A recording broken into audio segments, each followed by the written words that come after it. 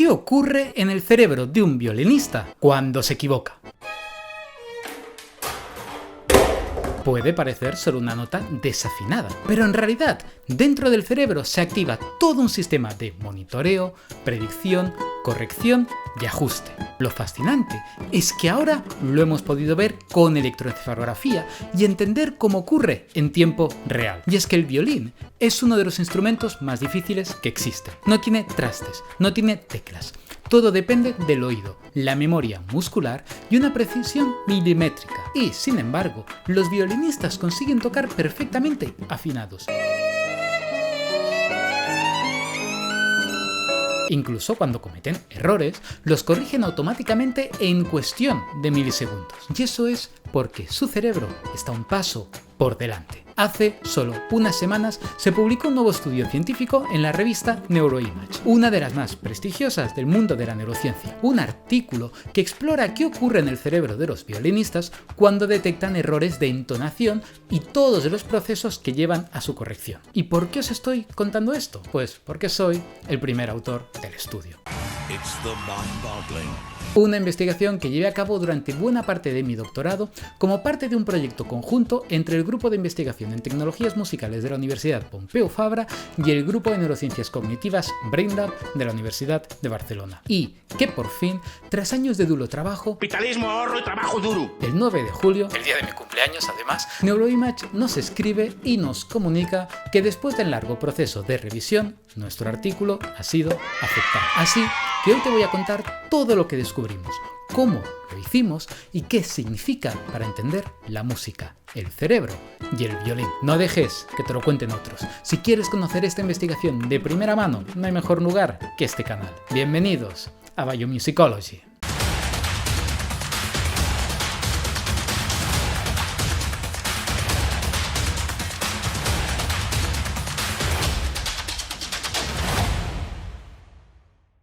¿Por qué algunas personas desafinan y no parecen darse cuenta? A veces, cuando hablo con personas que vienen de familias muy musicales y que desde pequeñas han cantado y usado mucho su voz, comentan lo mucho que les sorprende escuchar a gente que al cantar no se da cuenta de que está desafinando.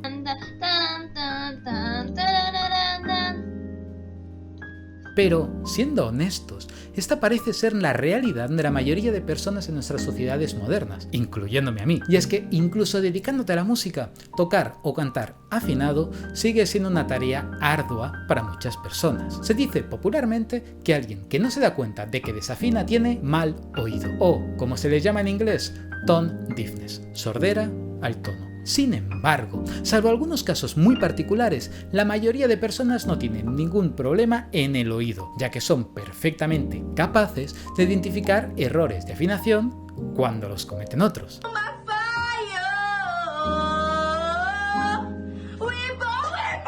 Vamos, que con el tema de la afinación se nos da muy bien ver la paja en el ojo ajeno, pero poco la viga en el propio. Y por eso, cuando nos escuchamos después de habernos grabado, solemos darnos mejor cuenta de dónde hemos desafinado. Es una técnica que muchos estudiantes de música utilizan. Sabemos que el cerebro de los músicos está hecho de una masa distinta. En un ya clásico experimento de la Universidad de Konstanz en Alemania, se registró la respuesta del cerebro ante soplos de aire dirigido a cada uno de los dedos de la mano izquierda de violinistas. Su respuesta cerebral no solo fue mucho más intensa que la de personas no músicas, sino que además se activó una franja mucho más amplia del córtex somestésico. Y es que el aprendizaje musical no solo puede moldear físicamente el cerebro de los músicos, sino también incrementar el número de conexiones entre las áreas motoras y auditivas. Estas conexiones fortalecen un tipo de sinestesia muy particular, la que nos permite traducir de forma natural un sonido en movimiento y un movimiento en sonido, convirtiendo la música y el movimiento en dos caras de una misma moneda. Tendemos a pensar que la música es solo sonido, pero no nos engañemos. La música es tanto sonido como movimiento. O como ya decía el filósofo alemán Friedrich Nietzsche, escuchamos música con nuestros músculos. Pero, ¿qué ocurre exactamente en el cerebro de un músico profesional cuando toca su instrumento? ¿Qué tipos de procesos motores, cognitivos y perceptuales monitorizan su interpretación para evitar errores y, si ocurren, corregirlos lo más rápido posible? Pues eso es precisamente lo que quisimos investigar en este estudio. Así que nos pusimos manos a la obra e invitamos a 15 músicos expertos, 7 violinistas, 7 chelistas y un personaje que además también sabía tocar el erhu chino.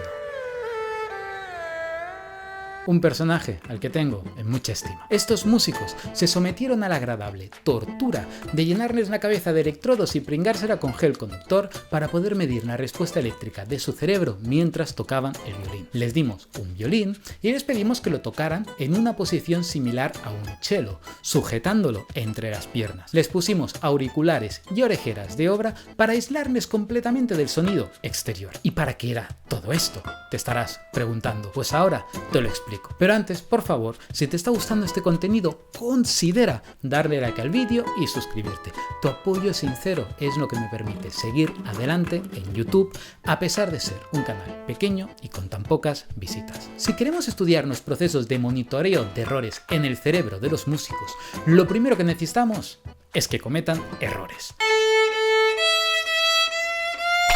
Sin embargo, incluso tocando el violín en una posición tan rara, no teníamos garantías de cuántos errores cometería.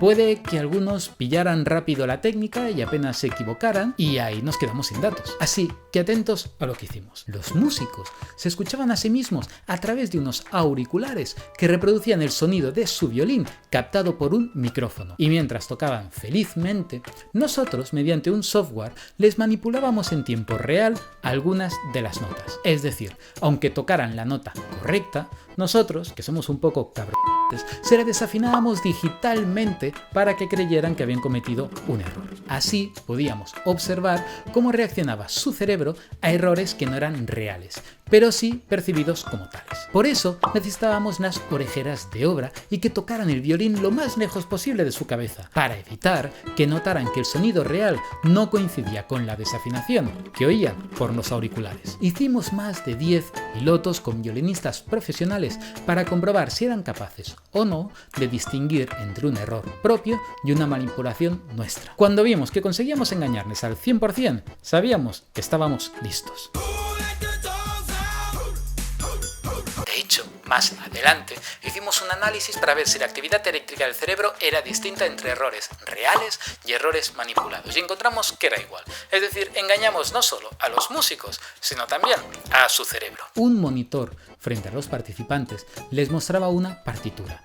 Les pedimos que la tocaran y mientras lo hacían manipulábamos aleatoriamente alguna de las notas. Eso era lo que llamamos la condición activa. Una vez terminaban, escuchaban un replay de lo que habían tocado. Esto nos permitía observar cómo reacciona el cerebro cuando se escuchan a sí mismos. Es una condición pasiva. ¿Qué fue lo que encontramos? Pues vamos por partes. Primero, ¿qué ocurre justo antes de tocar? Pues unos 100 milisegundos antes de tocar una nota, encontramos actividad relacionada con el córtex motor derecho e izquierdo. Nada raro. Los violinistas usan la mano izquierda para las notas, controladas por el hemisferio derecho, y la derecha para el arco, controlada por el izquierdo. Pero había una actividad más sutil que solo aparecía al filtrar la señal y observar los ritmos beta del cerebro justo antes de tocar. Los ritmos beta son oscilaciones entre 13 y 30 hercios que juegan un papel clave en la monitorización de nuestras acciones motoras. ¿Qué vimos al observar los ritmos beta? Aunque los violinistas usaban ambas manos, esta actividad beta solo aparecía en el córtex motor derecho, es decir, la zona que controla la mano izquierda, la responsable de afinar la nota. Vamos a interpretar esto desde una perspectiva bayesiana, es decir, vamos a asumir que el cerebro actúa como una máquina de hacer predicciones. Nuestra percepción no es un proceso pasivo, al contrario, está mediada por expectativas inconscientes que moldean lo que percibimos. Es la base de muchas ilusiones ópticas y también auditivas. Escucha atentamente este sonido. ¿Has entendido algo? En realidad hay un mensaje oculto en él. Te lo vuelvo a poner. ¿Todavía no? Ahora escucha esto otro. Parece ser que ahora sí me entiendes. Ahora sí, ¿verdad? Volvamos al sonido original. Ajá, espero que se entienda el punto. ¿Y qué ocurre cuando combinamos estas predicciones con nuestras acciones motoras? Imagina, estás tocando y acabas de pulsar un do. Sabes que la siguiente nota es un la. El cerebro no solo envía comandos motores para tocar la nota, sino que también genera una predicción del sonido que espera escuchar. Por ejemplo, un la a 440 Hz. Si el sonido que llega es exactamente 440 Hz, se anula la diferencia. No hay error. Pero si lo que llega es 460 Hz, hay una discrepancia de 20 Hz. Esta diferencia se convierte en una señal de error. Cuanto mayor sea la diferencia, mayor será la señal. Si lo que llega es 480, la señal de error ahora no será de 20 Hz, sino de 40 Hz. Tendremos, por lo tanto, una señal de error mayor. Y ahora sí, ¿qué ocurre en el cerebro después de tocar una nota desafinada? Encontramos una señal eléctrica específica unos 200 milisegundos después de la nota desafinada, ausente en las notas afinadas. Estaba localizada en los electrodos frontales. Y descubrimos que cuanto mayor era la desafinación, mayor era la señal de error. Analizándola más a fondo, vimos que su origen estaba en el córtex cingulado anterior. ¿Espera qué? Mira este juguete que he traído. Todo esto es el córtex, la corteza del cerebro. Aquí está el córtex motor, en rojo, y el cingulado está escondido. Si abrimos el cerebro por la mitad,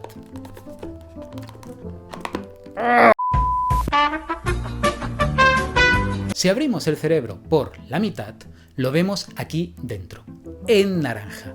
Rodea el cuerpo calloso, que conecta ambos hemisferios. Y la parte anterior, que está hacia la frente, es la que nos interesa. Este área está relacionada con el sistema dopaminérgico, la regulación emocional, la toma de decisiones y ahora sabemos que también con la monitorización de errores musicales. El córtex cingulado anterior genera las llamadas negatividades asociadas a errores, claves en el aprendizaje por refuerzo, que es precisamente lo que estamos observando. Un cambio de voltaje negativo, de ahí lo de negatividad, ocurriendo alrededor de unos 200 milisegundos después de haber cometido un error. Estas van acompañadas muchas veces de una P300, una positividad, de ahí la P, que ocurre alrededor de los 300 milisegundos, de ahí el 300, P300. Estas positividades están relacionadas con la sorpresa de percibir un evento inesperado, pero no necesariamente como resultado de nuestras acciones. Quédate con esto porque te interesará más adelante. Y ahora entendemos por qué algunas personas desafinan sin darse cuenta. Si eres principiante y tus predicciones son muy poco precisas, es decir, en vez de predecir un la a 440 Hz como resultado de tus acciones, predices una nube de posibilidades que va de 200 a 600 Hz, obviamente, a no ser que tu violín responda con un sonido de gato,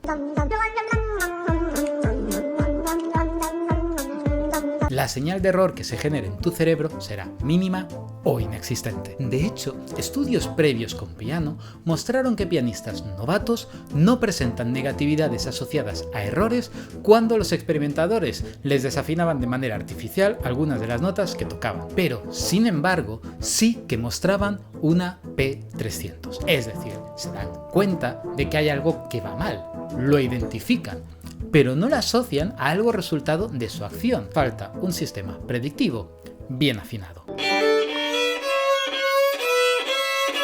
¿Y cómo lograr ese sistema mejor afinado? Pues a través del aprendizaje, obviamente. Y este, en principio, se lograría mediante los llamados procesos de actualización del modelo. Es decir, si nuestro modelo cerebral predecía que una determinada acción iba a producir un cierto resultado, y ese resultado no ocurre, eso significa que el modelo es incorrecto y debe ser actualizado. ¿Y qué procesos están relacionados con esta actualización? Pues creemos que entre ellos se encuentran de nuevo los famosos ritmos beta de los que te hablé antes. De hecho, alrededor de medio segundo después de haber tocado una nota, observamos un incremento de los ritmos beta en el cerebro. Sin embargo, cuando la nota era errónea, ese incremento era menor. Hipotetizamos que esta disminución está ligada a los procesos de actualización del modelo interno del músico. El cerebro detecta que su predicción no ha coincidido con el resultado y ajusta sus expectativas para la próxima vez. En realidad, todo lo que hemos aprendido hasta el momento en este vídeo toca solo la superficie del motivo por el cual este estudio era necesario. Y es que en los últimos 15 años, la mayoría de investigaciones sobre errores musicales se han hecho con piano. ¿Por qué? Porque es fácil identificar el momento exacto de la acción y manipular el sonido, pero el piano no permite a los músicos corregir errores una vez cometidos. O aciertas o no. Y eso imposibilita estudiar cómo interactúan los dos sistemas de monitoreo de errores que sabemos que existen.